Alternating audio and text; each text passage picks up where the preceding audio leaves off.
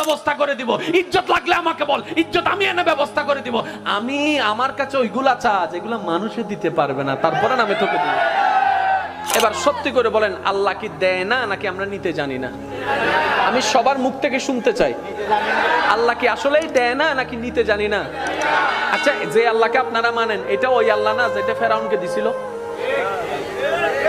যারা দাঁড়ায় আছেন তারা একটু বলেন না, এই আল্লাহ ওইটা না যেটা নমরুদকে দিছিল? এই আল্লাহ ওইটা না যেটা আবু জাহেলকে দিছিল? এত বড় বড় বাটফাটদেরকে যদি আল্লাহ দিতে পারে, আপনার মতো মুসলমানকে কেন দিতে পারবে না? উনি দিতে জানে, উনি দিতে পারে, আমরা নিতেও জানি না, চাইতেও জানি না। অনেক আল্লাহর বান্দা আছে বলে, আমি নামাজ পড়ি, তারপর আল্লাহকে চাইছি, আল্লাহর কাছে চাইছি, আল্লাহ আমাকে দেয় নাই। রোজা রাখছি, চাইছি আল্লাহর কাছে, আল্লাহ আমাকে দেয় নাই।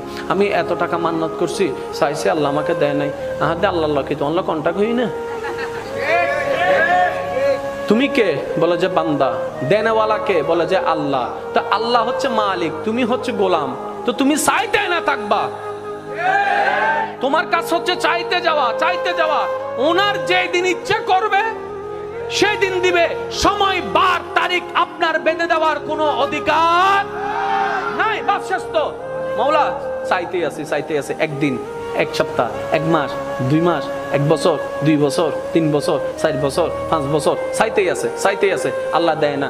10 বছর পরে আল্লাহ পাক বলে, দেখছস জিবরাইল, দেখছস আমি এতদিন দিই নাই, তারপরও আমার বান্দা আমার থেকে নিরাশ হয় নাই। আমি তো এটা চাইছিলাম। সুবহানাল্লাহ।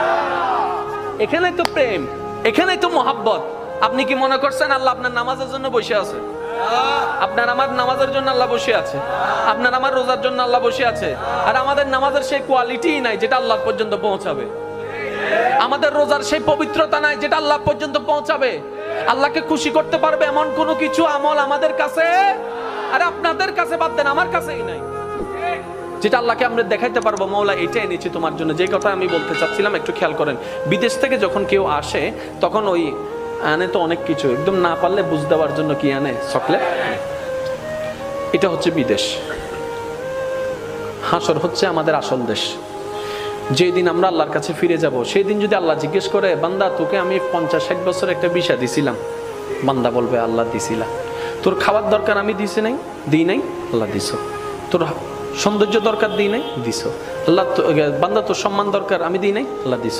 তোর স্ত্রী পুত্র স্বামী দরকার, আমি দিই নাই, আল্লাহ দিছ। তোর যা দরকার সব আমি দিছি, তো আল্লাহ দিছ।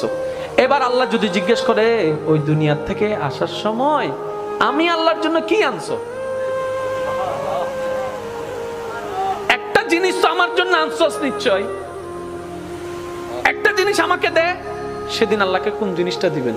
নিজেকে প্রশ্ন করেন, উত্তর দেওয়ার দরকার নাই, নিজেকে প্রশ্ন করে দেখেন। দেখেন আপনার ব্রেনে বলছে কিচ্ছু নাই। সবাইকে প্রশ্ন করেন, কিচ্ছু? জোরে বলেন না, কিচ্ছু? আল্লাহকে যে দিতে পারবো, আল্লাহ আমি এটা আনছি। এখন আমরা সাহস করে নামাজটা দিতে চাচ্ছি, ওই শুক্রবারের 2 রাকাত ওইটা আর কি দিতে চাচ্ছি।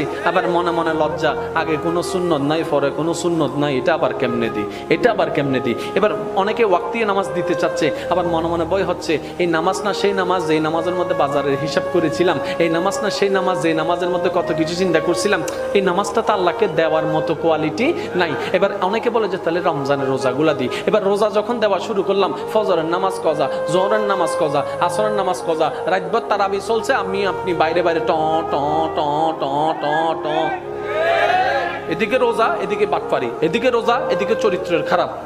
এটাও দেওয়া সম্ভব? এবার হজের বেলায় যখন আসলো, ওকে হজটা দিব কেমনে? হজ করে এসা একটা প্রোগ্রামে আমাকে দাওয়াত দিছিল, আলহাজ না লেখার কারণে আমি সেই মাহফিলে যাই নাই। বলছিলাম 4 লাখ টাকা দিয়ে আলহাজ কিনে আনছি, আমাকে আলহাজ লেখো নাই, ওই মাহফিলে আমি যাব না। এবার বলে যে হজও দেওয়ার কোনো সুযোগ নাই। এবার আসলো জাকাতের বেলা। এবার জাকাতের বেলা যখন আসলো, বলে যে ছবি সারা জীবনে জাকাত দিই নাই।